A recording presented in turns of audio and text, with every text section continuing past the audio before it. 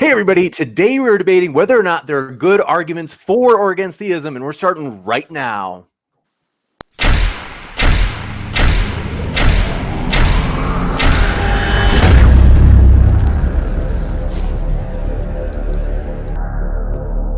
Hey everybody, thrilled to have you here for this epic debate. I am extremely excited as we have two experienced, you could say veteran debaters. These guys have been through a lot. They've crossed swords with many, and we are very excited to let you know it's going to be a great one tonight. It's going to be a pretty flexible format, so a lot of open conversation, and do want to let you know up front though that if it's your first time here, consider hitting that subscribe button as we've got a lot more debates coming up. So for example, we'll have a tag team tomorrow night on evolution, so that should be a lot of fun. And also want to let you know we are a nonpartisan channel, which means we have no positions as a channel. We want people to feel welcome, whether you be Christian, atheist, or one of the many strange creatures in between. So with that, we're going to get rolling here. Basically, it's going to be 10-minute openings from each side, followed by open conversation.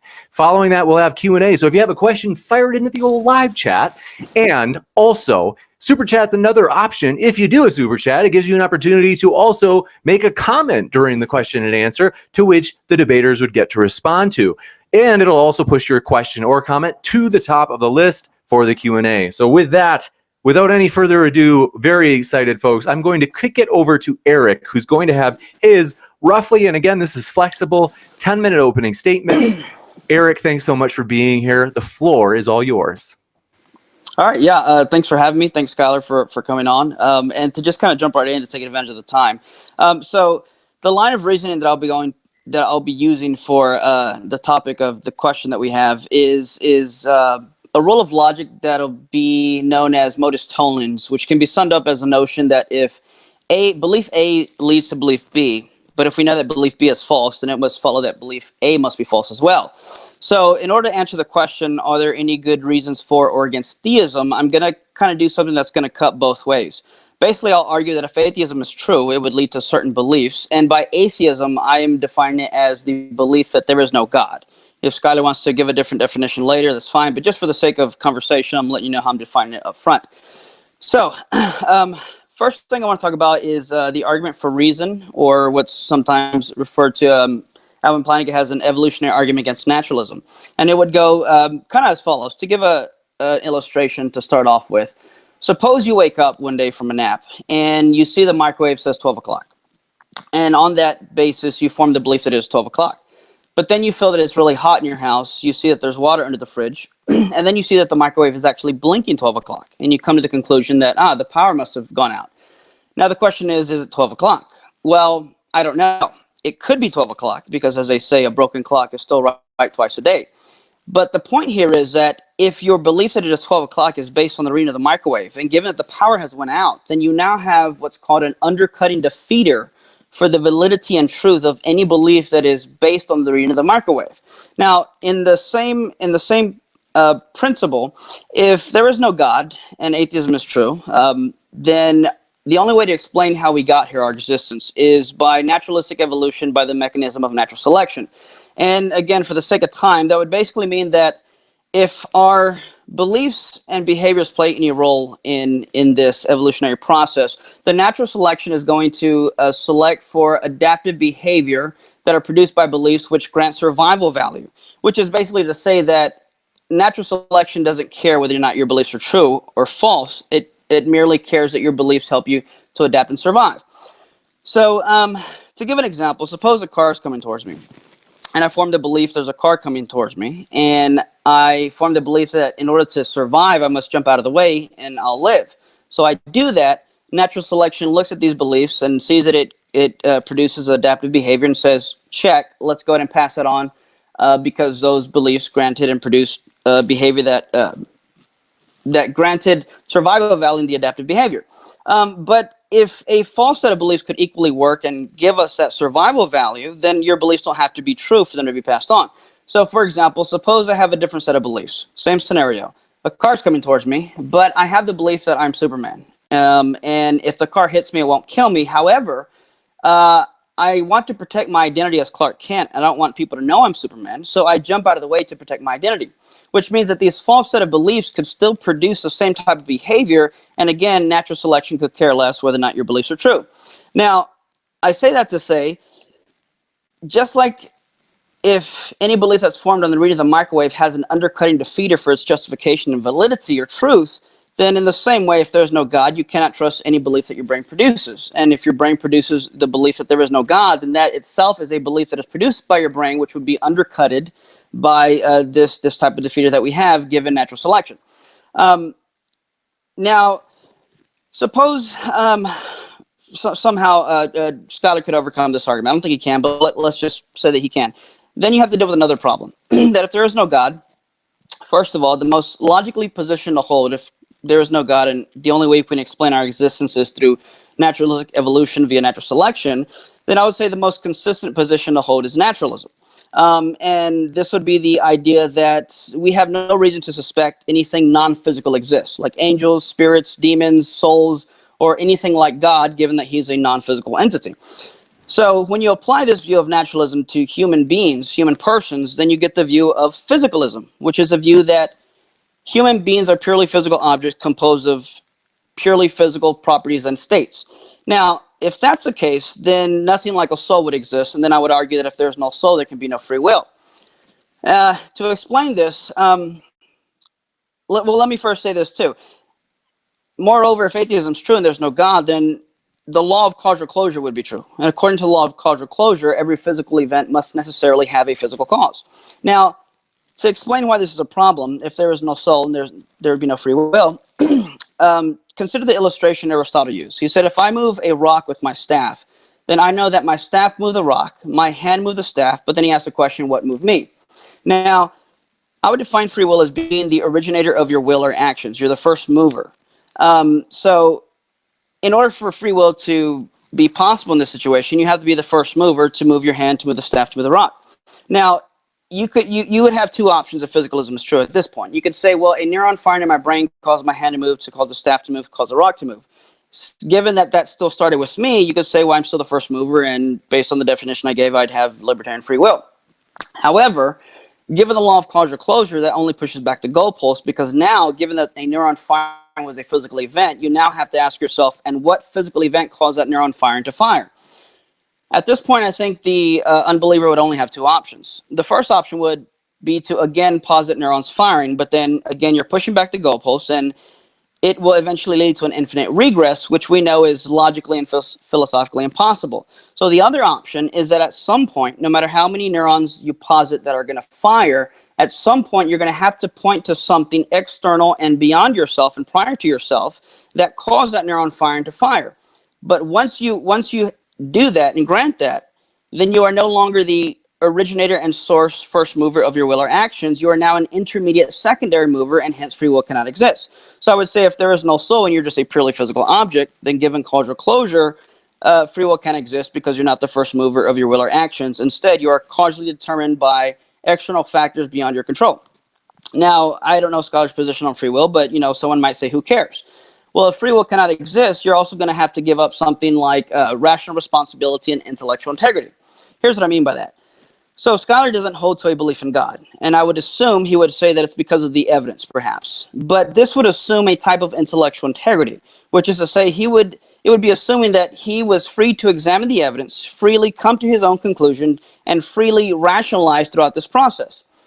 However, if given what I've said is true, and there is no free will, and there can be no free will if there's no God, then every belief that he is hold to was a belief that he was causally determined to believe by prior factors and events beyond his control, which means that his very belief that, or his lack of belief that there is no God, or his, however he wants to hash it out, it would literally mean that these beliefs are merely beliefs that he was causally determined to believe, and he could not have believed otherwise. And for the atheist, it would literally mean that their very decision to become an atheist was not a rational, it was a non-rational, non-intellectual decision that they made, that they were determined to make and could not have made any other choice. So all the beliefs are causally determined, including the actions. So we could reiterate by saying this. Simply put, if atheism is true, or there is no God, then given the conditions I've laid out, free will cannot exist. However, if free will does exist, then it would follow atheism cannot be true. So basically, if Skylar wants to take intellectual credit for his beliefs and wants us to believe that he freely has rejected the belief in God for rational or even moral intellectual reasons, then it would also assume this was based on his ability to freely examine the evidence and freely come to his own conclusion. But if that's the case, free will exists and therefore atheism cannot be true. Now, based on the two arguments I've laid out so far, it would also follow that, and I'm just for the sake of time, I can unpack this later, it would follow that one could never rationally justify the truth of their beliefs. And without a rational justification, I would argue that you cannot have knowledge, so knowledge would be impossible. So again, we could say that in a similar way, if atheism is true, then knowledge is impossible. However, again, if Skylar wants us to believe that he knows anything at all, including the fact that he doesn't know everything, then it would follow that knowledge must exist, and if knowledge exists, as a result, atheism cannot be true. Again, even if he could overcome that argument, then he would still have to deal with something like consciousness. Now, given what I've just mentioned, if atheism is true, given natural selection, naturalistic evolution, if physicalism is the most logically consistent position to take, then you would have to say that consciousness, if it exists, would have to be reducible or identical to something physical like the brain, which means that if consciousness exists, the mind is nothing more than a reducible to the brain. Now, we can put it this way: if atheism is true, consciousness must be physical, but if consciousness is not physical, then atheism can't be true. Now, how do we know that consciousness is not physical? Well, based on something known as Leibniz's law of identity, which basically states if two things in question are the same, then they're going to share the same properties necessarily. To give a quick illustration, suppose I walk into a lab and I see two bottles of clear fluid. One is labeled water, the other is labeled chemical X. And I ask myself, are they the same substance? Are they identical? Because in philosophy, identical means literally the same thing as. Well, I notice they have the same property of being a clear fluid, so I think they're the same thing. But then I turn them over and I see that chemical X says caution flammable. And I think, I know water's not flammable. Therefore, even if I don't know what chemical X is, I know they cannot be the same substance or not identical. In the same way, if the mind is nothing more than the brain or reducible to it, then they would share the same properties. But we know that's not the case. How so? Take a state of consciousness such as your thoughts or beliefs. My thoughts and beliefs can be true or false, but no region of my brain is true or false. My neurons aren't true or false. My brain can weigh 3 pounds, but the thought that I'm having a debate with Skylar doesn't weigh 3 pounds. My brain can be 7 inches long, but the taste of a banana or the smell of a rose is not 7 inches long, and that's in my mind. I can go on, but the principle is simple. Namely that if all the properties of the mind are non-physical and all the properties of the brain are physical, then it follows that if consciousness exists, it can't be physical. And if Skylar is conscious and consciousness is not physical, then he shouldn't be an atheist.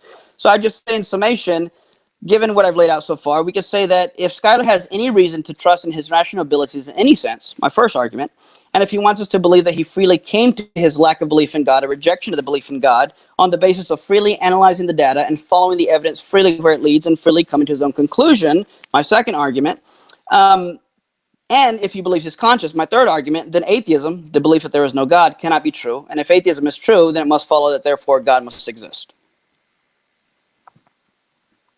Thanks so much, Eric. We will now kick it over to Skylar for his opening statement. That was just about 10 minutes. So, Skylar, thanks so much for being here. Do want to let you know, before you get started, Skylar, I want to mention to everybody out there, I have put the links for both of these gentlemen in the description. So that way, if you're listening and you're like, I like that, you can hear plenty more just by clicking on those links below. Also, want to let you know, as I had mentioned, we are a nonpartisan platform, and though we are pretty laissez-faire in the sense that we only have like one strict rule, which is no hate speech. Like that'll get you banned, we'll delete it, obviously.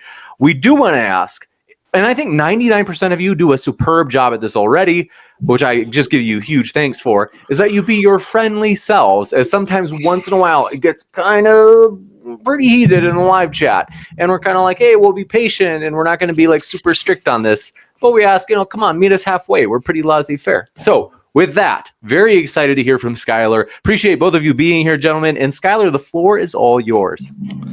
Hey, everybody. Bear with me tonight, folks. I got a little food poison this week. I am not feeling the best I've ever felt.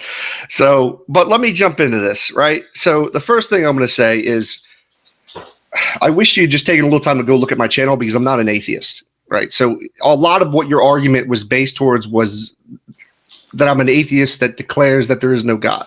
I don't know if there's a God. I really don't. Actually, I kind of hope that there is, to be honest with you. Well, it depends on the kind of God. I should really kind of preface that with, because if he's like the God from the Old Testament, that God, I don't want that. But other than that, I would say that I'm not an atheist. So a lot of what you were arguing really doesn't even apply to me. I would also say that what you're kind of doing is you're kind of leaving like the law of excluded middle. Basically, you're doing a similar thing to what Matt Slick does, where you create an either or, but it's a false dichotomy. Wait, is this your opening or rebuttal to my position? Because I thought you were going to give an opening. Why are we interrupting me? Like, seriously, dude. Like, that's not cool. We technically we hadn't agreed. I know that it's usually customary that in the openings people don't address the opening of the other, but at the same time, it's something we didn't really actually make explicit, and so it's something that I wouldn't say we could assume, because we're like I said, pretty easygoing here. So we will. This happens every time. I swear, I'm going to talk to somebody. Well, dude, all right, look, can I go back to my time, my man? Listen, here's the deal. You can get lost. Just be quietly lost, right? Don't be rude and interrupt the conversation. Wow, already started. You're still talking over me. So can I start over with my time? Is that okay? I can give you it's probably like 30 seconds. So I'll give you 30 seconds back. So you got about 9 minutes. Sure. If you would, please just mute yourself, Eric, if you can't help yourself during these conversations. So the deal is, I could open and say whatever I'd like in my opening, right? You're not here to dictate what I'm going to say.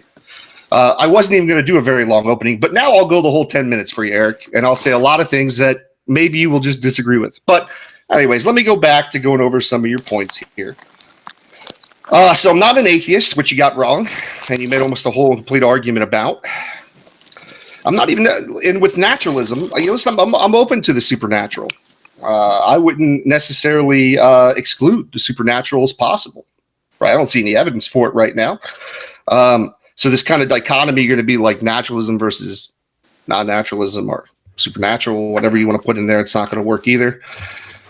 He made a lot of like assertions during this thing about like free wills, and if there's no free will, there's no soul. It doesn't really matter to me. I haven't really thought about determinism enough to really have a position on it. It's not interesting to me. It amazed me, like during that opening though, like it took so long for us to actually get to like an argument here. And I didn't hear any kind of definition of like theism, like what kind of God this, like how you're defining this general open God. There are different types of theism out there. I don't know how you're connecting. I don't know what attributes this God has that you're connecting with all these things that you're talking about within your arguments. I didn't hear any of that in there. I think you make a lot of category errors, especially when you do things like some things depending. Here's what I'm going to say. You were saying about like brains and consciousness, how like if a thought is not the same thing as a brain, and since they're not the same thing, like the law of identity. But a lot of this comes down to the idea of how we define things, right? So how do we identify something? Like how do we identify a person, right? People have specific definitions for this. It may be different. My specific definition may be different from yours, right? So when we get into these ideas of the law of identity, we're really going to have to get in the weeds here and talk about how we're identifying and how these things are different or alike depending on how we identify them. I think also, what else I got here in my notes here? A lot of categorization. I think the consciousness thing is really interesting. I watched a lot of your videos. You pretty much made these same arguments against T-Jump when he did his conversation. I think that when you look at, if you think you've solved the problem of consciousness, you should write a book and get rich and famous, my man, because this is a thing that has not been solved. Same with the problem of identity. Simply just stating God did it because the atheist, well, I'm not even an atheist. I'm open to it. I'm open to ideas. So how much time I got left, James? How am I doing? Got about 6 minutes, 12 seconds. 6 minutes, 12 seconds. All right. So I would hope, I wonder if when we get to the actual back and forth, I wonder if you have any of these. I'd love to see these arguments in syllogism form, so actually go through the premises. We can go step by step with it. Yeah, I'll concede the rest of my time. I'm good to go. Gotcha. We will jump into open conversation, folks. Thanks so much. And as I mentioned, you can shoot a question into the live chat. If you tag me with @ModernDayDebate, makes it easier for me to try to add everyone to the list for the Q&A. And with that, gentlemen, the floor is yours. Yeah. So I understand. So And James apologized. I guess there wasn't any set parameters. I thought there was, and it's not James' fault or yours fault. And the only reason I interrupted is because I thought you were going to give an opening. So far, I haven't heard you address the topic of the debate. Are there any good arguments for or against theism? Now, as an agnostic, you should say no. Which I guess so. You would agree with me that there are no good arguments for atheism. And if I would define, or we can just call it the belief that there is no God. Would you agree with me? Wait a minute. You said two things. You said the definition of atheism, the belief that there is no God. Well, I'm not an atheist with that definition. Yeah. Let me reword it. So, would you agree with me that there are no good arguments for the proposition there is no God? There is no God. Yeah, I'm not a big fan of people saying, especially if you don't know because you have to define what the God is in a sense, right? There could be 100 different types of God. Well, I'm trying to give a more detailed answer. So you can actually understand what I'm saying. Be a little charitable, man. You don't want me to get aggressive. I'm trying to be chill and peaceful tonight, man. Just chill a little bit. So the thing is, when you talk about this, when you talk about good arguments, yes, if an atheist just makes the argument, there's no possibility that there's any type of God. It's a shitty argument, in my opinion. Now, unless we get into the detail, when you get into the details of particular gods, then I think you can make arguments and show how the particular gods are contradictory and incoherent. So I guess your answer would be yes. You agree with me that there are no good arguments for the position there is no God. I answer your question, man. If you can't follow, I don't know what you want me to do. Right. No, I'm summing up what you said, and if I'm go on. What's your next point? No, I'm asking. Yeah, so, I'll repeat myself again. I think that when people say that I would say there's no good arguments to say that there's no possibility that there's any type of God. Yes, that's what I said the first time. But go ahead. Okay, and I'm curious, why is that? If you don't mind me asking. Well, because there's so many variables involved, and there's so much that we can't know as human beings, right? Well, I mean, what do you mean? Like, there's all types of things that I'm limited to by my knowledge. My knowledge is pretty much limited to here on Earth. Anything out of this realm, and then I don't even have even a fraction of the knowledge or information that is here within it. So like there could be all types of different ideas and concepts of gods. I mean, it's happened throughout our human history. You see all the different concepts of gods. And by the way, I do think I'm not one of these people who think that there are no good arguments for some kind of generic God. I was a deist for a long time. I have a lot of appreciation for people who are deists and some of those beliefs. So I'm not necessarily completely one of these people who say that there are no good arguments. I just haven't heard them. From YouTube apologists, I should say. So you do think there are good arguments for deism? I think there are ones that are interesting and compelling to me personally. Good is kind of subjective to my own opinion.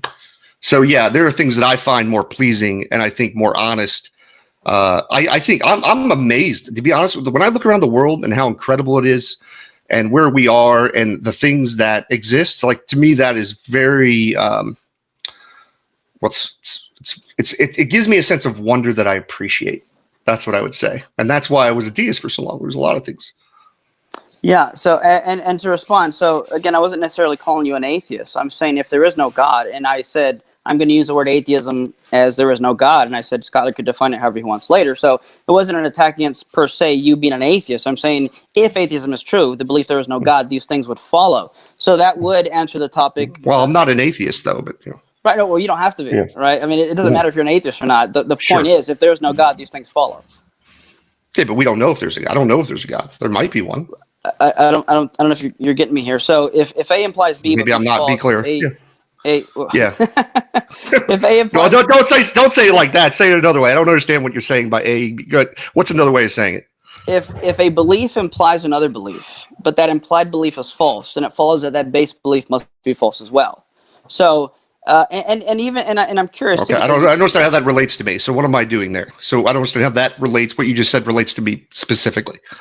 Well, no. I'm explaining the reasoning I was using because you accused me of kind of, I guess, not really addressing it or addressing you, and I'm telling you the reasoning behind my arguments. Okay. All right. Where are you at? Go ahead. What's your next point? Okay. So, given this that we have that if there's no God, so. Then I guess it would be helpful to interact with some of the things that I was saying. So, for example, let's go with free will. I mean, do you believe that you were free to come to the beliefs that you have? It seems that way. I haven't thought about it enough to give you a definite decision that I'm going to die on or a hill I'm going to die on and argue over. Why haven't you thought about it? I got too much shit going on in life. I got 2 children, a full-time job, a life, YouTube. Yeah. That's kind of my point. You do this for a living, and yet you haven't thought about that. Oh, I don't do this for a living. This isn't my main job. I make some money off of this, but this is what I do with my main man, Dr. Josh Bowen. At night, we discuss theology. We have fun. It takes nothing to make a YouTube video. This isn't really hard work. I got a nice mic and a video. Mm-hmm. Okay. Yeah, but also like there's lots. I have specialties fields that I work. Like I focus on morality. We focus on Old Testament ethics. There's a huge when you talk about philosophy or any topic, right? People have specializations in particular areas, typically because they enjoy those particular areas. They study. They focus on those particular areas. But that's the way. That's why I am the way that I am. So I guess so. Would you agree with me that whether or not God exists, it has a lot of implications? It could, and it could not. I mean, depending on how active this God is with us. If he's just some God who created everything and disappeared, kind of like the God of the Old Testament, but if he's like that, where he just kind of abandoned us, yeah, they really wouldn't have any implications on our daily life or what's happening. So like the arguments I gave, like let's say that you have an undercutting defeater for any belief your brain produces if there is no God. Now I'd say that's pretty. I'm sorry, you cut out. Can you say that again? I'm sorry. That like the first argument I gave, that if there is no God, then you have an undercutting defeater for the rational justification of truth of any belief your brain produces. That would be a pretty big implication, wouldn't you agree? I don't know what you mean by that. I need you to kind of clarify and really flush that out for me. Right. So remember the illustration I gave about the reading of the microwave. If I look at the microwave and believe it's 12 o'clock because the microwave says so, but I realize the power went out, then I now have something that undercuts the validity or justification of my belief, given it's based on the reading of the microwave. Sure. Okay. So I get that point. What's the next point? So in the argument, the next thing I went to was that if we look at our cognitive faculties and our beliefs, and given natural selection, our beliefs are going to aim for survival value, then it could care less for the truth value, which means as long as your beliefs produce adaptive behavior, that's all natural selection would care about. So that's assuming that that's the case, that's the only reason that our thoughts we do that. That's kind of an assertion you would have to kind of demonstrate, wouldn't you? Well, I don't know what you mean by demonstrate, but sure. I mean, you can look at someone like Patricia Churchland, who says that when it comes to evolution, there's only 4 Fs. There's fighting, fleeing, feeding, and reproducing. There's kind of a hidden joke there. So, in fact, she says... Is she an evolutionist, this person? She's a philosopher, yes, philosopher of science. And she's an evolutionist. No. She's okay. Are you an evolutionist? Yes. Do you believe in evolution? No. No. Okay, you're a young Earth creationist? I don't take a position on that. I haven't honestly studied it. Okay, that's fair enough. That's good. Okay, so you don't believe in evolution. It helps me understand what your position is, so where you're coming from. Yeah, no. So I don't believe in naturalistic evolution. So she says, and she's an atheist, a philosopher, says, boiled down to the essentials, a nervous system enables an organism to succeed in the 4 Fs, and she names them. The principal core of the nervous system to get the body parts in the right place where they should be in order for that the organism may survive. Truth, whatever it is, definitely takes the hindmost. So this is not my opinion or my assertion. This is something that people have thought through. And sure. Survival means a lot of different things, though. I mean, people become more intelligent to survive. Like this term survival has a lot more built into it. Now, is your degree in do you have a science degree within biology, evolution, or anything like that? No. Well, then I'm not really going to get too deep into a conversation with you because I don't know a lot about it. You're not qualified. But you're going to talk theology with me and philosophy. Yeah, we could talk theology. Yeah, because I've studied theology. Oh, do you have a degree in it? Studied some of this stuff. Yeah, I was doing an apprenticeship to become a minister, bro. What degree do you have in theology?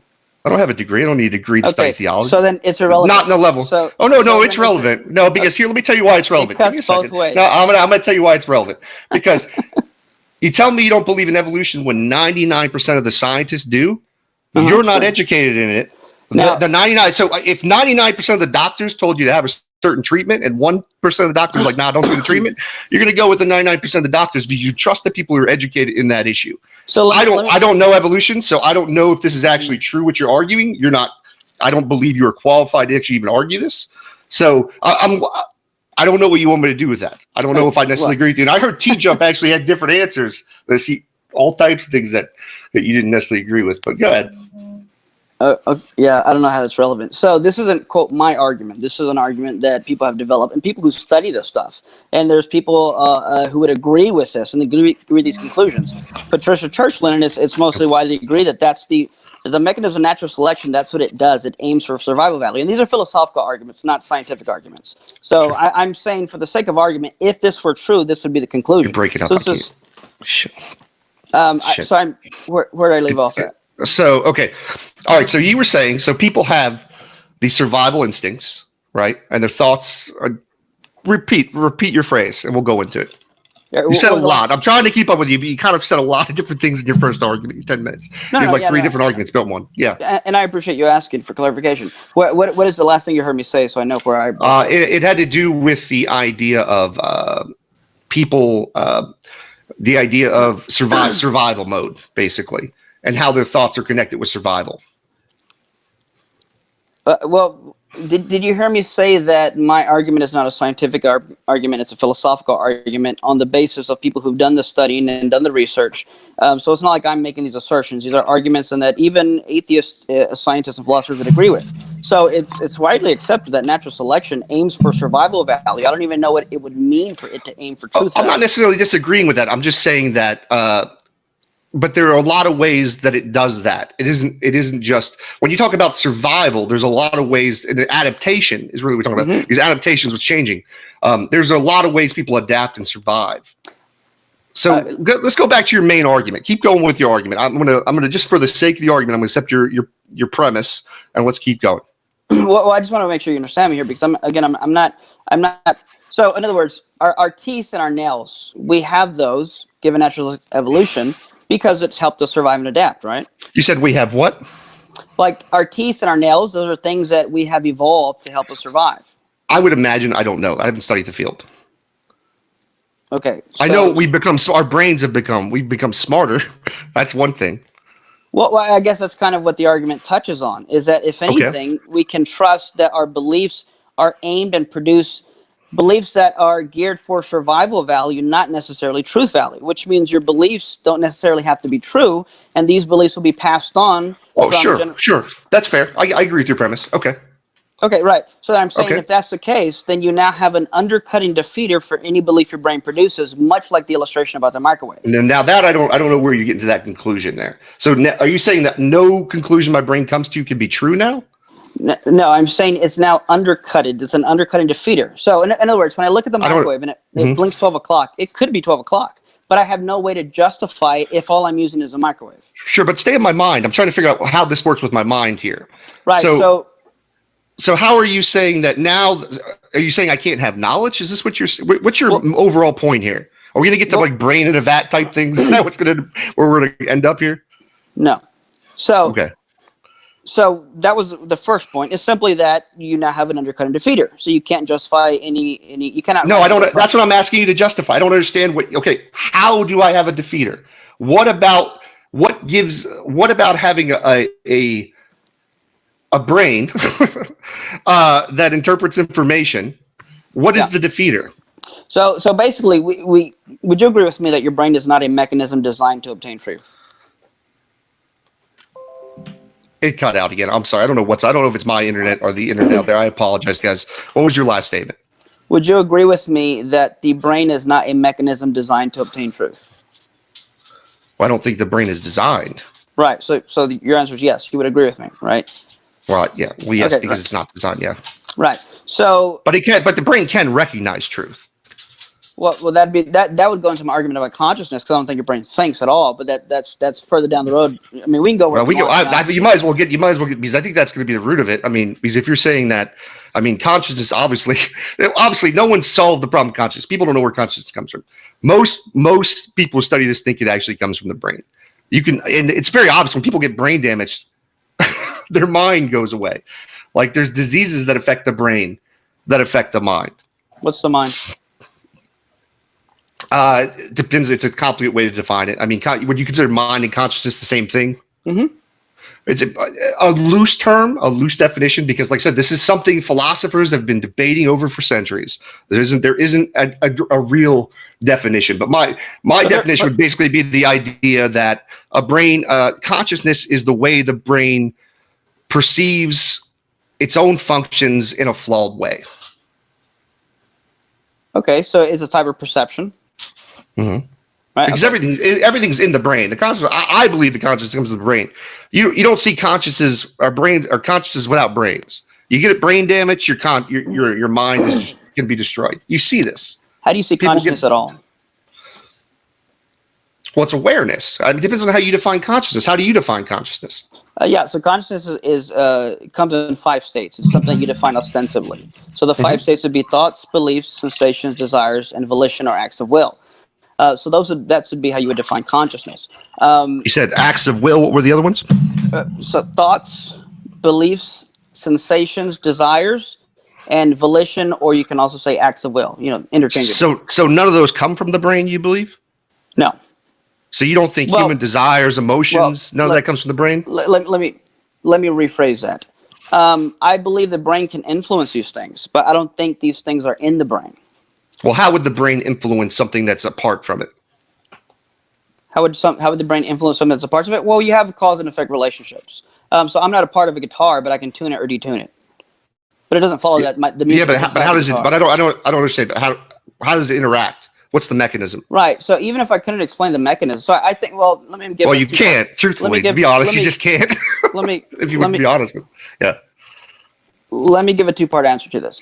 So first, I'd say that it's a primitive action, what's called a basic action, because when you ask me how does it interact, you're basically asking for an intermediate mechanism. So if I say how does A interact with B, and you say, well, I could say, well, C. Well, then you can just ask, well, how does A interact with C to interact with B? At some point, again, you're going to get to an infinite regress. So there has to be a stopping point. And I would say that I'm talking about the immediate mechanism, my man. We don't have to go all the way back to what's the immediate, how does a brain influence a mind that's not connected to the brain? Right. So let me finish my thought here. So I think it's just a primitive action. It's a direct action. How? I could say, I don't know.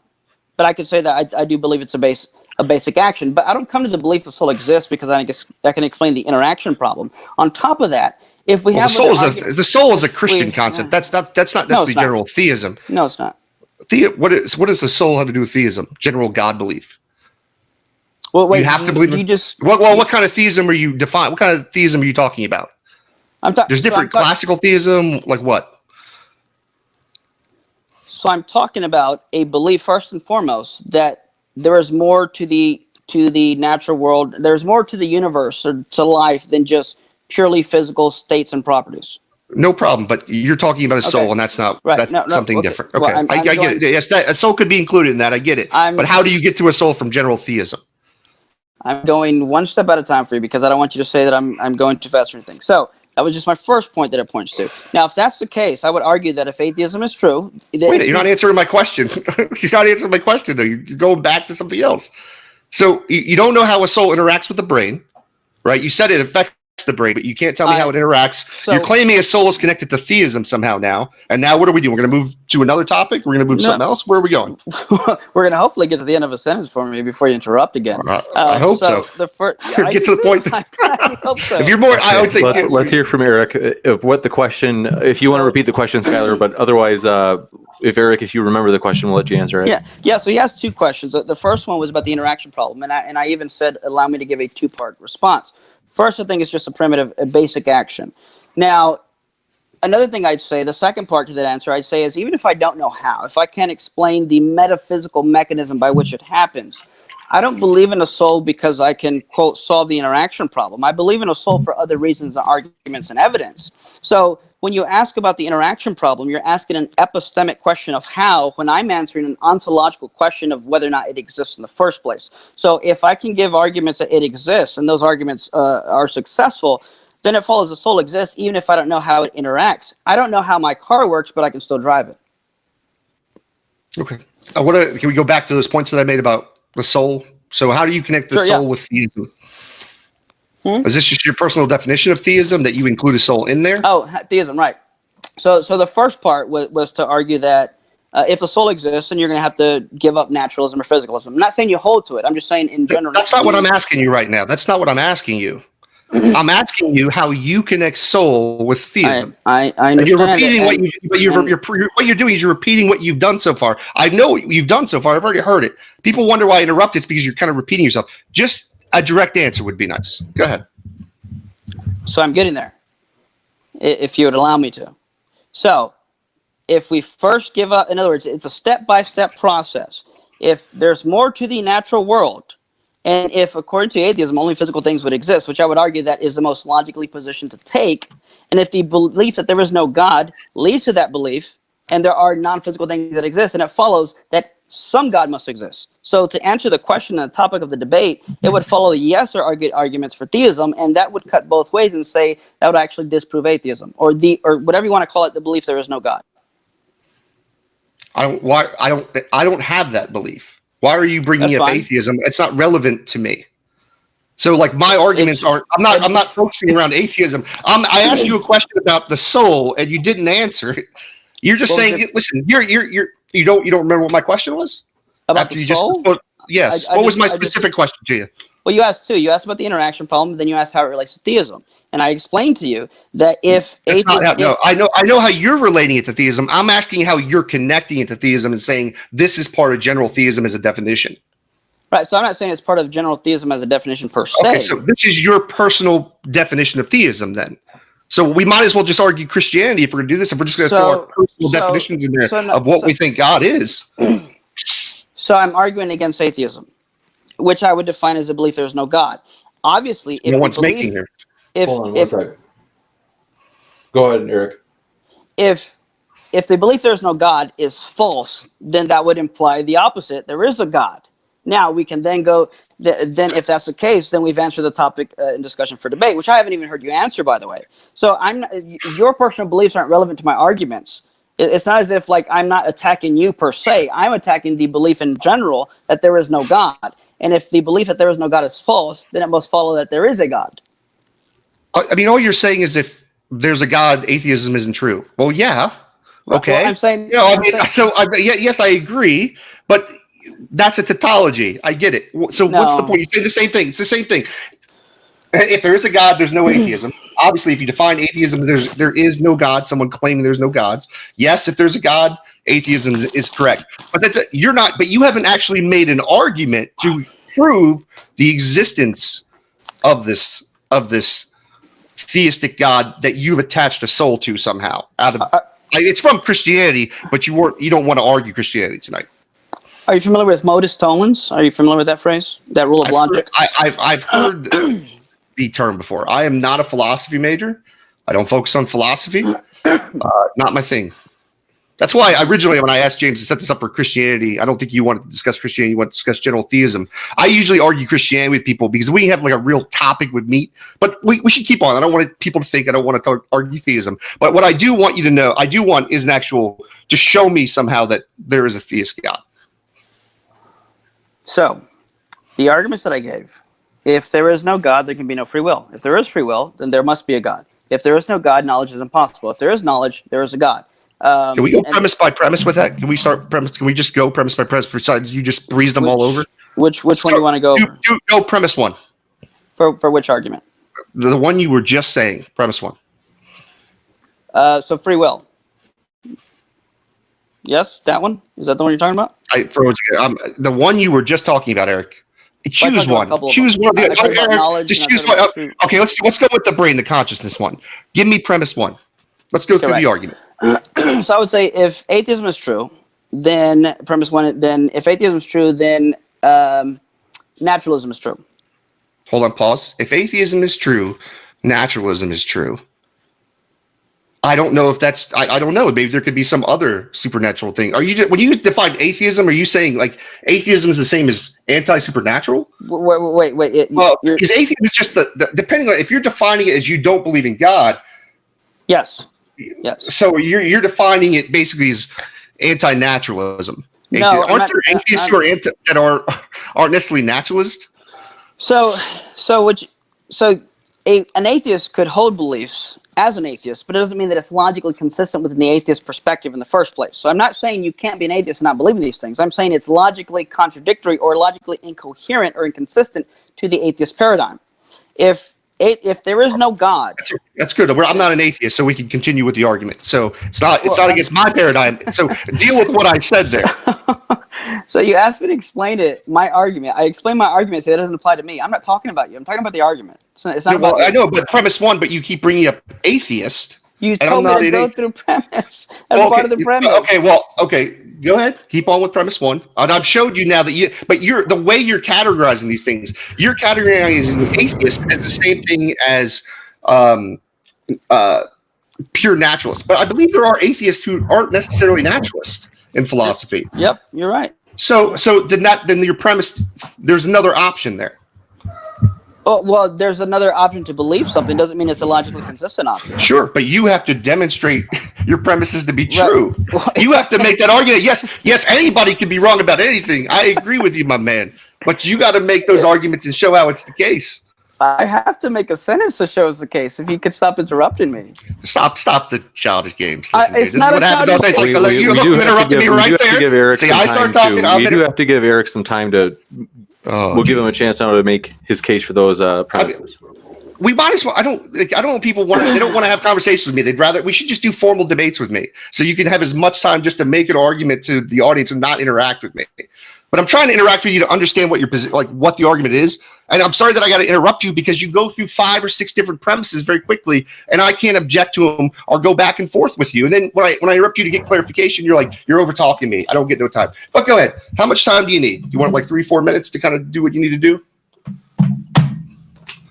Wow. And then if I don't understand something, I'll just let you go on, and then we can't have a good dialogue about it.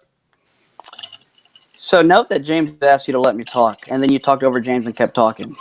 So you asked me to go premise by premise. I was at my first premise, and then you interrupted me. I understand there are atheists who don't hold to naturalism, and I think they're logically inconsistent within that worldview. But that was part. So if I were to put it into a premise, I would argue. We could debate that point now. We could debate that point. What if I say that I'm not a naturalist? How am I incoherent? Okay, right. So I would ask, what reason do you have to believe that there are immaterial things? I'm open to it. It's not logically impossible. It doesn't seem logically impossible. If you're that way, you ask what's the belief. You asked me why I believe that, and I'm saying that it doesn't seem logical. It seems like it'd be logically possible. I'm open to it. Right, but okay, wait. Are you saying you're open to it, or you're saying that you deny naturalism? I'm open to both. To be honest with you, I could be open to naturalism or the supernatural. If I see evidence for the supernatural, that'd be fantastic. But I'm open to both of them. So I'm not. So how am I incoherent in my views? So well, I'm confused here. You said, let's say I'm not a naturalist. Okay, because I'm not necessarily a naturalist. I'm open. Okay. I don't know all that entails. Like I said, I'm not a philosophy major, dude. So I'm open to both positions: the supernatural, sure, and it being all natural. I'm open. Well, that's where I'm at. So. Allow me to ask questions here. So you haven't come to a position on whether or not naturalism is true. Is that correct? I don't know if I can completely come to that position. It's not what I asked. I don't know how okay. Say it again. Are you saying that you have not yet come to a position on whether or not naturalism is true? So let me ask you something. When I say I don't think you can come to that position, right? Doesn't that entail a no? Right? Don't you think that when I say something? So why? So hold on. But why? So why would you be snippy with me and you go right back and be like, "That's not what I asked"? Well, sometimes when you're having dialogue with people, my man, you pick up on what they're saying. You don't be rude just to be condescending to them. So I'm just telling. This is what poisons the well, and I get more aggressive with you. I just want to let you know when you do shit like that. So the answer is I don't. James, I'll continue. Listen, here's the deal. I told you that I don't know if I don't know if naturalism is true. That's my position. Okay, I don't know if it's possible to be able to verify it. Gotcha. And I don't ask to get into a debate about it. I'm asking just so I can know where you're coming from. But you know what? Hey, sorry. I'll let you unpack that instead of giving just a one-word answer. Fair enough. I'll do that. So I apologize. No, it's no worse. Okay. So I'm curious that if you're agnostic, I think you can only remain agnostic for so long, because if you haven't come to a position on whether or not immaterial things can exist, I would say, let me put it this way. If only physical things could exist, then it is not even logically, metaphysically possible for any kind of God to exist, any God that is non-physical. So if only physical things exist, then you could disprove Christianity. You could disprove any type of non-physical theism. But I can't help but wonder if you're doing this, even just for a hobby and spending so much time doing debates almost every week, and you haven't even thought of one of the most central issues to whether or not theism is true, I can't help but wonder how much thought you put into this. What does that have to do with the argument we were just making a couple minutes ago? Why did we go to just talking about me personally at this point? Are we moving away from the argument? Okay. Well, here, I'll answer your question, right? So I'll answer it. I just find it strange that you move. We were talking about the argument, then you talked about me personally. Like, it's weird that I haven't thought about these things. I've obviously thought about them. I'm just saying that it's complicated. And I'm being actually very charitable with the idea. You don't hear many people that argue against Christianity saying that, like, being as open as I am about possibilities with God. So what I deal with mostly is Christianity and its incoherence. That's the things I focus on in life and with my channel. When you say theism could be almost any type of God, right? Except for like I guess it's polytheism. There's multiple gods, multiple kinds of gods, right? So there can be any. So when you just say, like, why haven't you thought about the million types of gods? It's like the same thing. Why haven't you thought about Zeus and thought all these things through? Life's busy. I got shit to do, my man. But I'm here and I'm debating and I'm willing to engage.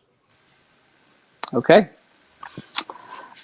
So I think it's a very relevant point that I was trying to make, is that if you're really serious about these questions and issues, and if you're busy, then don't spend so much time doing this stuff. But if you're genuinely curious and you're having this debate and discussion because you're genuinely open, which of course would assume free will, would assume rationality, and would assume consciousness, which I'd argue if those things exist, atheism, the belief there is no God, cannot be true. But setting that aside, are we giving up the consciousness argument and moving away from it? Is that where we're going?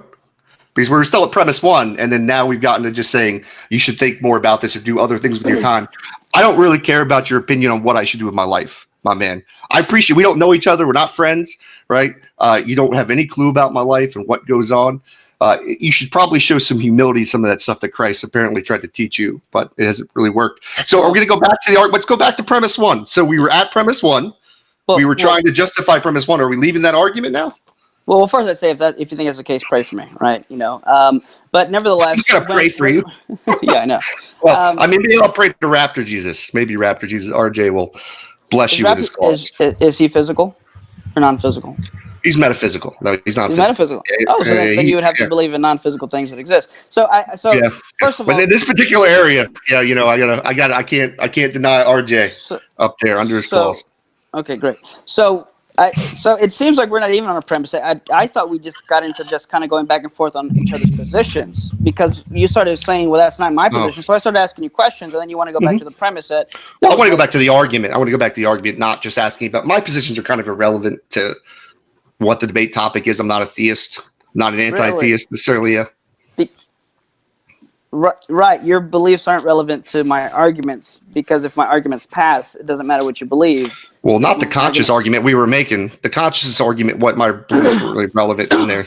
I'll tell you what. Ask me about consciousness. Let's talk about that. I'll let you ask the questions. Ask me about consciousness.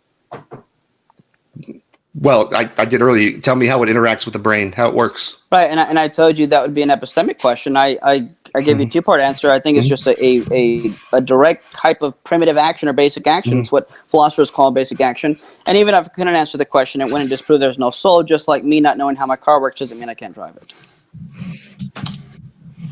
Why, when there's brain damage in human beings, they lose consciousness? Very good. So there is a cause and effect relationship. So let me define soul for you. Can I do that? Maybe that might. Okay. I don't know what souls and consciousness aren't necessarily. It's just an extra you're kind of throwing into the mix there. I don't know why what a soul has to do with consciousness. Are you coupling those together? Well, I said let me define it, and that might help with the conversation. So. Well, no, I don't need you to. I'm talking about consciousness, not souls, right now. I don't need you to define soul. Well, when I give you the definition, you're going to know why. All right, go ahead. You can do it. Okay. So I would define. So I'm a substance dualist, and I would define the soul as an immaterial substance that contains consciousness and animates the body. So the soul, the consciousness would be a capacity of the soul. That being said, when you're talking about consciousness, I don't understand. How does that work? How does it work? Functionally. Yeah. How does that happen? Now, when you say functionally, do you mean like a physical type of functionality? Yeah. Well, no. Just how is the soul interacting with the consciousness? So I think the soul will be the self. So when I use the word I'm talking about me. I'm conscious. How do I interact with myself? I'm not sure if I follow that. Oh, okay. So you're basically saying that the consciousness has nothing to do with the brain, then, besides somewhat related, but you can't explain how it's related. So No. So you say so. The question originally was, can you explain to me when people have brain damage how they lose consciousness? Right. We didn't get to that answer. Can we just get to that specific thing without having to go into 100 different things? Well, I'm trying to unpack my position so you can better understand my answer, because these are questions that you can't just they're gonna take some unpacking if you allow me. So given that the soul contains consciousness, I'm not saying it has no relation to the brain. I'm saying that the soul, when it's embodied, uses the brain as an instrument, much like a musician would use a guitar. If you mess and detune my guitar, you mess up the music. If you mess up my brain, you affect the way my soul interacts with the brain and body. How does that work? How do you affect this? How the soul interacts with the body? You're standing it like it's a fat. Well, you hit over the head. You're damaging the physical brain, where the consciousness is coming from. Yeah. You don't believe the consciousness is coming from. You think it's from the soul, but I'm sorry. How do you damage a soul to where it affects the consciousness? So if I pop a few strings on a guitar or scratch a CD, am I scratching the note C? Am I breaking the note C, or am I breaking an instrument that conveys the note C? I want to go to the actual thing I was talking about, a brain and a soul. You're using an analogy. The analogy is different. I'd just rather stick to the actual thing we're talking about than using that. I don't think the analogies, So in principle, the analogy gets to the point of what I'm saying. You can have a cause and effect relationship without going to identity. There's different types of relationships. There's cause and effect relationship, but cause and effect relationships do not establish identity that something is the same thing as. So just because I can show a cause and effect relationship or even a dependence relationship, it doesn't follow that A is the same thing as B. How does Alzheimer's affect the soul? Same thing I just explained. It's a cause and effect relationship. Just I don't know. You're just saying cause and effect. I don't understand the cause and effect. I can tell. So if I exactly. Please explain to me how does a disease affect the soul? How would you measure that? How would you even know any of this? So if you play an instrument, and an instrument isn't a soul or a brain. I'd like you to stick. I'm asking you. We might want to let him. I know it's an analogy, but I think it's fair to let him use an analogy if he wants. No, it's fine. I'm just going to say at the end of your analogy, it's not the same. So if you want to go ahead and do it, you can. Yeah, I'd love to do it. So if I sit on a piano or get a guitar, and there are certain keys or strings needed to play a certain note, then you can see how a cause and effect relationship by damaging certain keys or strings on a guitar or piano would inhibit my ability to play a certain song or note. Then you can understand that a cause and effect relationship can affect something indirectly or directly when the two things are not the same thing. So if certain keys on a piano are required to play the note C and I destroy one of those keys, then I can't play the note C, then you can understand that in principle, if the soul uses the brain, then if I affect a certain part of my brain that deals with something like memory, it affects my soul's ability to interact with that part of the brain that was damaged, that has access to the correlation of what causes or stimulates or stimulates the memory in the soul. Why this doesn't work is we can observe damage to a piano, and we can understand why sound is being affected by the piano. We can't measure a soul and how it's damaged or consciousness in that sense. Well, we can see that when people have brain damage, actually, we can see when people have brain damage, they usually it messes with their consciousness, their mind. I mean, we've mapped out the human brain to where we know what particular areas affect, like memory, all types of things within neuroscience. Oh, you'd have to go talk to neuroscience. I mean, but there's tons of studies. I was just reading. You've never read about what parts of the brain where memories come from, the hippocampus? That's not what I asked. I said, how do we map that? Oh, you'd have to go. There's data. What do you think? They never do tests or something like that, man? Oh, listen, I'm simple. I'll concede. I don't know off the top of my head right now. I'm fine conceding that point. Okay. But honestly, though, if you honestly can't answer that question, and you really do you know the answer to it, or are you making the claim that they've never done it? Please go ahead. I didn't. I'm just curious if you know. I already told you I don't. So go ahead. Yeah, explain how they do it. So consciousness is a first-person introspective kind of thing. No. Are you explaining how it works? You said you were going to explain how they do these testing. Can you explain it? Tell us. If I can get a sentence out, yeah. Yeah. As long as you're going to do that and not go to something else, I'm happy to hear it. Mm-hmm. I'd love to explain it. Let me know when I can. I'm ready for it. Okay. Thanks for your patience. Oh, absolutely. Yeah, that's what Christ asked us to do. So, You're not perfect at it, though. Oh no, of course not. Pray for me. That's what I said. No. So when you, I will. I appreciate that. So when consciousness is a first-person introspective kind of thing. Here's what I mean by that, and here's why it's relevant to what you're asking. So a neuroscientist can know more about my brain than I do, but they could never know more about my mental life than I do, because consciousness is something that is accessible only to myself, not by a third-party observer. In other words, you can't crack open my skull and see my beliefs. When I think about a pink elephant, you said you saw my debate with T. Jump, and I would encourage people to see that as well, and the commentary I made on that. There's no pink elephant inside my brain. These are mental states that are not physical things. Otherwise, you'd have that pink elephant inside the brain. Now, I would say the only way we're able to map that is by asking the person, and the reason we have to ask them is because consciousness is not something that a third-party observer can just look at in a physical sense or measure physically. So when you look at a C fiber firing in my brain, or a scientist probes my brain and they see certain neurons firing, they write down brain state X equals, and I'm just simplifying here, brain state X equals, and they say, hey, Eric, what did you feel? What were you thinking about? Oh, you know what? I just had a thought of puppies. Brain state X must equal puppies. Let's try that again. Shock them again, give them brain state X. Brain state X. Eric, what did you feel? Puppies. So they had to ask the person, because consciousness is not something you can just directly observe. So the only way in principle we can even map the brain is by asking the person and looking at the correlation brain states. Why? Because consciousness what's is the not problem physical. with that? Well, wait, I'm sorry. How does that not work? Like if you're saying they're able to use an MRI machine or something, whatever they use to read brains, and then they're doing these tests. How does that test not work? Like I see that you're just shedding doubt on it. You're like, well, I don't believe it. That's basically what you kind of said. Like, I don't know how they could do this, but it took a long time to get to you actually explaining it. So I'm sorry. Could you explain specifically how that works for me? So how is it not, when they do these tests, what do you think the scientists are getting wrong? These people that have studied the field for so long, unlike yourself. Could you please tell me where I said it was wrong? What do you mean? You were saying, you said, okay, so you're saying that when I made the claim and said that they're able to do it, that they're able to actually study the brain, and they know what parts of the brain's, like where memory is stored, the hippocampus. And then you were supposed to be explaining at that moment how they're able to do these measurements, and they're able to do that. Is what you were explaining, right? Because that was my question to you. No, actually, I'm the one that asked the question. I said... No, I was asking you, remember because you told me, hey, if you just let me respond to your question, and you made this whole big thing about it, and you asked me, hey, is it okay for me to go now to answer your question? No, I asked you a question because you originally asked me how it's done. I said no. Okay? And then I asked you to explain how it's done. And that's what you were supposed to be doing just now. Yes, I explained how it's done.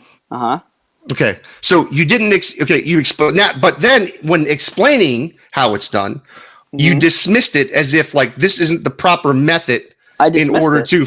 Yes, you dismissed it and said that how they. Okay, so do you agree now? Do you agree with the scientists who have studied this, or do you disagree? I don't. You're confusing yourself here. I'm not quite sure how you're not following what's going on here. Do you agree? Really? You obviously don't agree with the scientists who believe that consciousness comes from the brain, and that not consciousness, but that we can map out the human brain. You obviously don't believe that. What makes you think I don't believe it? I'm curious, because I don't think you're following. I mean, just tell me yes or no. Do you believe it or not? Do you believe there's a part of the brain that holds memories? How about that? That's a specific. No. That's a different question. Okay, so you disagree. Okay, no, but that's specific. I'm talking about the brain, and I was talking about how we mapped out the brain. That's what the whole conversation was about. Please stop yelling. I'm not yelling. I don't know if my mic really picks up something really loud here. It might be my vocals. Dude, I'm smiling. I'm not yelling at you. Don't be so sensitive.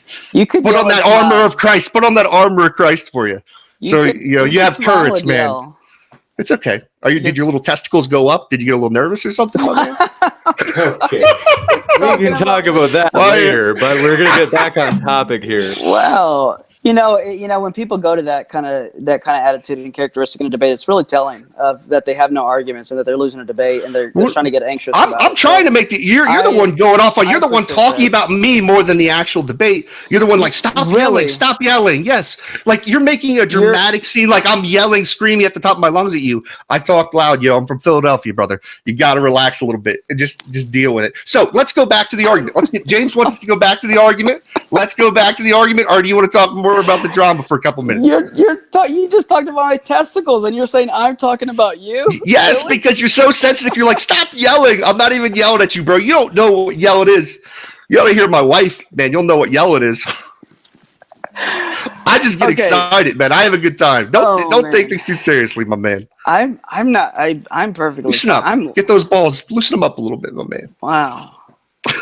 Loosen them up. Let's go back to the argument. Let's go back. Yeah, let's go. So do want to let you know, we'll probably go into Q&A in about 5 minutes. So we're going to give these guys a chance to kind of draw together the threads of what you've heard tonight. And the floor is yours, gentlemen. So we started talking about consciousness was the main argument we talked about most of this debate so far.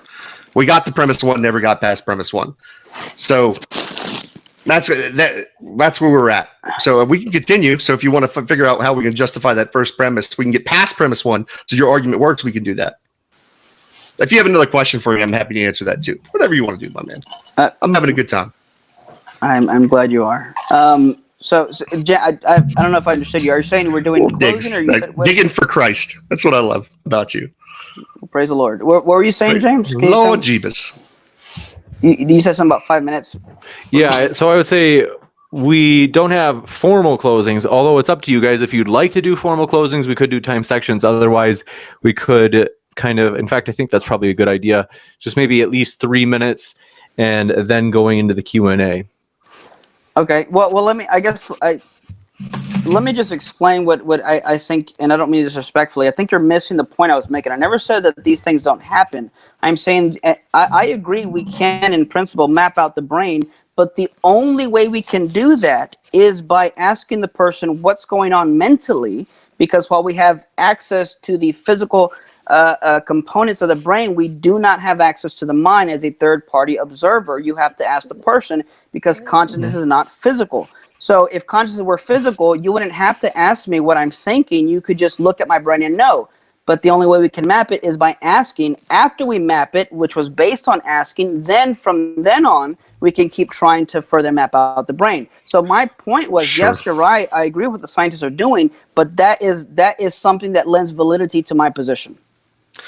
No, but I get that what you're saying, like you're explaining how the scientists do things, but you're not saying what the problem with it is. I don't. The tone. Hold on. The tone that you're putting towards it. Maybe I'm misreading your tone here, but the way you're kind of talking about it, you're talking as if there's a problem, and obviously you do think there's got to be some kind of problem, because you don't believe memories connected to the hippocampus, so you don't believe them on that aspect. You don't believe them in a lot of the aspects that when the neurosciences have done studies and things. You don't believe it. I got from the tone, the way you're talking about this, is there's a problem with the methodology. If you think there's no problem with the methodology, I guess we don't disagree. Yeah, go ahead. The methodology of how we come to map the brain? Is that what you're saying? Yes, the thing you were just explaining, exactly. It sounded like your tone was that it's a bad methodology in which we do it. I might have misread it. Maybe it isn't. Well, yeah, I mean, no offense. If that was a tone, it was a tone to the methodology of your way of thinking, tracking my argument. It wasn't about the methodology of how we map the brain. That's not dealing with what I just said. Come on, man. You've been dodging a lot of questions this debate, man. You're like, give me a minute, and then you ramble for 2 minutes about something that's not directly related to it. So, I'm sorry. Do you agree? Is the methodology useful? Does it work? Direct question, yes or no? Yes. The methodology does work. So the results that they get are correct. Yeah, I'd say so. All things being equal, sure. Okay, so then you contradicted yourself, because earlier you said that memory is not in the hippocampus, yet they've done testing to see, and you just said you agreed with how they did the methodology. You agreed with the conclusion. So this is, if you're wondering why I'm confused, it's you, because you're contradicting yourself. Okay. I mean, I don't know what else to say at this point, because so you can rewind and watch it again. If you would allow me to use an analogy again, If I knew nothing about it's not useful. You're not actually dealing directly with what I'm saying. But go ahead. If you want to finish up, do your last, say your piece, and then we can go to Q&A. I appreciate you having the conversation with me.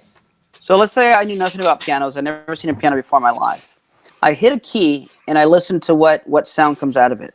And I can write down this sound comes out of it. And I hit another key, then I hit a different set of keys, and I can map out the keys to a piano, which my father's actually done before. He's a musician, and he was trying to teach us at one point piano. And he would, since it didn't have the labels were like worn off or had eventually scratched off, he actually had to play the keys and then listen to what key was being played and said, okay, these three keys here, we're going to play this key and whatnot. So I can do the same thing with a piano. I can know nothing about a piano, but hit the keys, listen for the sound, and then map it out.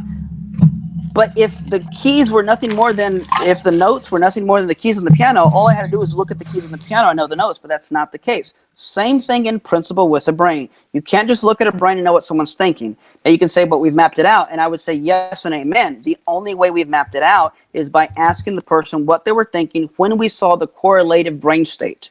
But that would go to lend validity to my position that consciousness is not reducible or the same thing as a brain.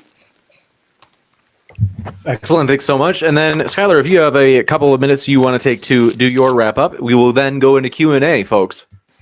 Yeah, I just say that a lot of the same things that always happen when I talk to theists generally about God is the argument becomes more about me and my style of debating and arguing than it does about the actual topic. It turns to more personally, you don't understand, you don't know this, you should study more, you should do a certain thing as if certain people's opinions matter to me at all.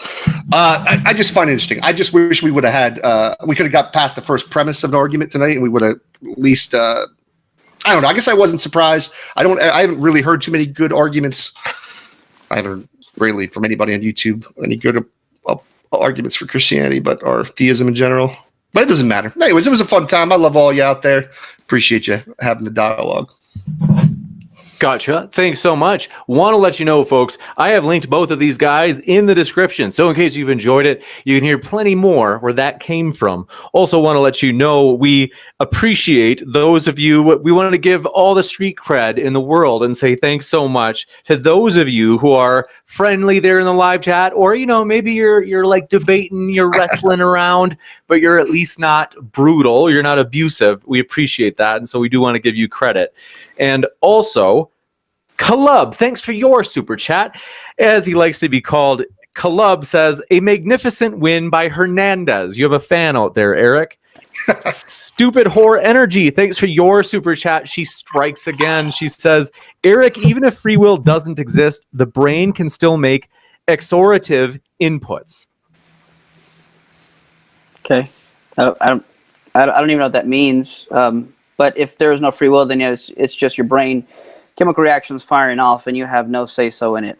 But that's not relevant to the argument of free will. I mean, if there's no free will, then yes, your brain's doing everything, and your brain's causally determined by external causal factors beyond its control. Gotcha. Thanks so much for your super chat from Calub. Again, James, what's your workout regimen? That's funny. I like to just chill out and stuff. Merlin72001, thanks for your super chat, who said, typical theist debater. Start off straw manning your opponent with no knowledge of their positions, but then it's easier for the lazy to attack a straw man than to defend your position. Coming at you, Eric. So he never gave a position. His opening wasn't even an opening. He started immediately trying to rebut my arguments. He never even answered the debate topic. So I don't know how I can address his arguments or position when he never gave one. Well, that's pretty dishonest, because when we started talking, I actually gave all of that to you and explained what my position was. But, whatever. You could be dishonest on camera. Just because the super chat was originally for or against Eric, I'll give Eric the last word so we're not ganging up on him, and then we'll go to the next one. We can go to the next one. Next up, Opposer of Religion. Thanks for your super chat. It says, Skylar, most atheists say atheism is just a lack of belief. Are we all wrong, or are you wrong? No, I agree with them. I think that I disagree with that. I think most atheists would say they just lack a belief in God. That's what I'm saying. I don't hold the position that Eric was stouting in the beginning as an atheist. I don't deny that there is no God. I don't know if there's one. No, but I agree. I think most atheists hold that position. Gotcha. Apollo Jedi, thanks for your super chat. Who said, "Yeah, by the way, there are some trolls in here. I'll divide them equally, at least, That's all and right. I will skip the ones that are just nasty." One of them's okay. So anyway, says warning: Skylar already seems shaken. Okay, here we go. Don't you hold back, James. Read them. You read them for me. I don't care. Yeah, You some don't of hold back. these. We have Michael Dresden. Thanks for your super chat. Who says, "Sorry, I'm late. Has Skylar cried yet?" Okay. Oh, not yet. Let's see. Apollo Jedi. Let's see. We're gonna spread these out. Kalub, thanks for your super chat. Who says, "Skylar acts like an angry rabid koala." Okay, gotcha. Next up, Koalas are cool. they're cute They're animals. cute. Yeah, they're very cute. Merlin72001, thanks for your super chat, who said, "Last I checked, the title of the debate is Reasons for/Against Theism. Did no one tell Eric, or is he just confused?" Go ahead. Yeah, I don't see how I was confused. I responded, and I even go back in the beginning. I said my arguments will cut both ways. If there is no God, then that is a position against the position that is against theism, which would show the inverse is true, the reverse is true, that if the belief there is no God is false, then that must mean that there is a God. Gotcha. Thanks so much for your super chat from Stupid Whore Energy strikes again, and she says, "Your Clark Kent example your example shows that eventually that false belief will come home to roost. For example, when he is alone in a dangerous situation and thinks that he's invincible." So that particular belief would apply to the car example, but in another situation, he could still have a different set of false beliefs, and the same principle would apply. So the point is simple: is that natural selection doesn't care whether or not your beliefs are true; it simply cares that it grants survival value and adaptive behavior. Gotcha. Thanks for your super chat, Pants L. Jones, who says, "I love that they're coming at you, Skylar. They say, I love that."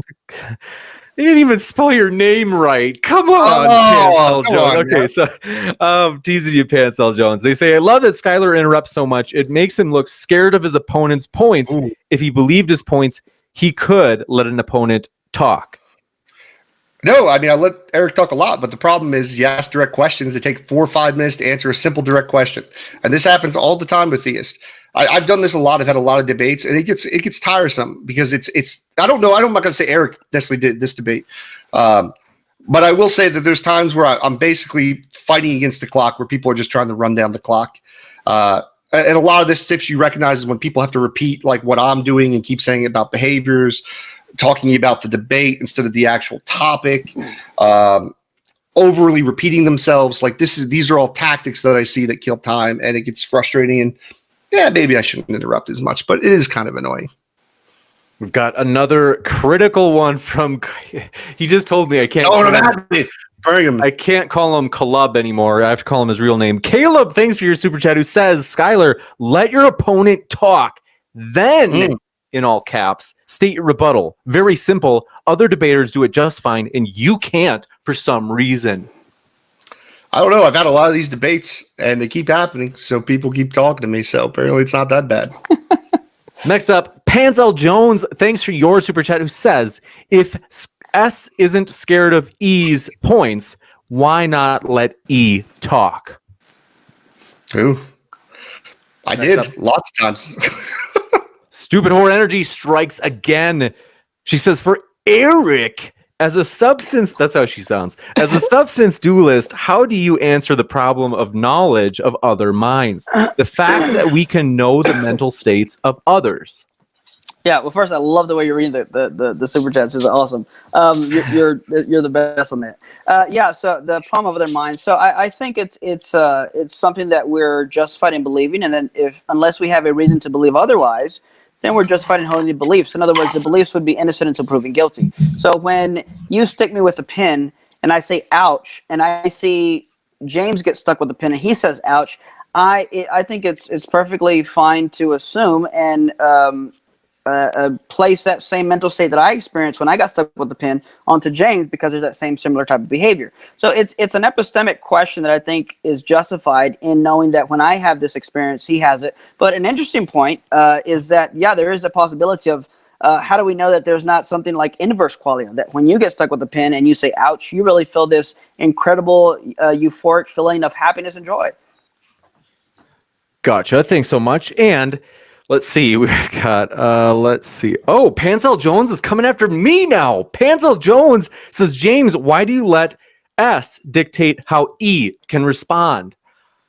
I thought I stepped in at least once to say it was fine to use, and that I thought it was fine to use analogies. But maybe, I don't know. I could be wrong. I could improve. Caleb, thanks for your super chat.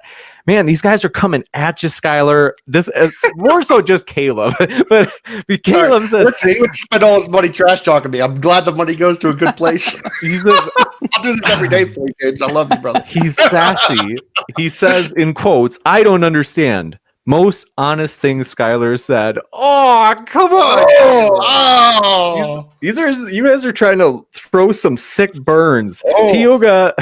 Tioga, thanks for your super chat, who says, Jimi Hendrix, please operate my brain. Is that a lyric? I don't understand. Okay. Stupid whore energy is added again. And she says, is Eric aware that, quote, souls can be induced to become depressed via physical drugs? Mm-hmm. Gotcha. Thanks so much. I saw something like that in a movie recently. All right, never. Logan 16. Thanks for your super chat. They're coming at you, Eric. This all they said is, "Poor little Eric." Oh, okay. Stitch Alfredo, you can respond if you really want. Well, I'm waiting for that Trump stimulus check, so hopefully it won't be poor for very much longer. Nice. Superb. And Sigifredo Sarabia, thanks for your super chat, who says, Eric, it didn't seem Skylar made it past premise 1 of what's supposed to fit your definition of theism. Then you agreed. What would be your point from there? Well, I think the only premise we actually got to was when I tried to talk about, I think it was free will, and I said if atheism's true, I would say the most logically positioned is naturalism. The next point would have been, given naturalism, when applied to human beings, you get physicalism. If physicalism is true, human beings are purely physical properties and states, then you can. This would apply to both consciousness and free will.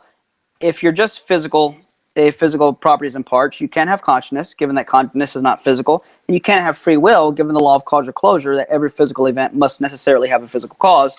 So everything that happens is going to be causally determined by external factors beyond your control. Gotcha. Thanks so much, Genius Tracks, for your super chat, who said, Eric, you failed the burden of proof that the consciousness is non-physical, yet you feel free to use it in your argument. That's fail. Well, free will exists if I am free to use it in my argument, so that would at least pass one argument. And the argument I gave, one of the many arguments I gave, but the one I gave was based on Leibniz's law of identity, which is useful for any discussion of philosophy of mind, that if the mental states and properties are not identical with the physical states and properties of the brain or anything physical, then it follows that consciousness cannot be physical because it does not share any physical states or properties. When you have two things in question and their different properties, they're not the same thing. Gotcha. Thanks so much for your super chat from Iron Zombie, who says, a debate between Hovind and Skylar would be entertaining. See, Skylar, I told you. I've been trying to talk Skylar. I told you I would debate get over. You gotta get you make that happen. I will do it. We just we can't debate evolution though, because I don't know shit about evolution. Maybe something connected, but not direct. You know. Agreed. It's Skylar's. He's right. He has said yes to it. I'm not. We have to. I don't know if we're gonna get Hovind to come back on. At the same time, We're not as tight as we used to be. Nathan Artwork, thanks for your super chat. I'm going to read this. I'm kind of thinking, I'm like, what should I do? I don't know. It's not a big deal. So they say, yeah, you guys already know. James, what's your opinion on the debate? Is there good reason for theism? Please don't dodge. What? Okay, so I'm a theist. I've got a couple of my debates on here, but I hate saying that during the debate because I don't want to feel like I'm trying to, but No, I'm not like I'm arguing for it. Veckel, thanks for your super chat. Says Skylar looks like a COVID-19 infested chicken tender. Oh, What does that what does that even mean? look like? I'm trying to imagine a COVID-19 infected chicken tender now, and now I'm just it's all off. So you're cute and delicious, apparently. Yes, exactly, and poisonous. Oh, well, fair point. You know. Let's see. Carmel Crunk, thanks for your super chat, who said Skylar is consciousness fundamental. Why or why not? I don't know what they mean by fundamental. Like fundamental to what? In a sense, like is it a?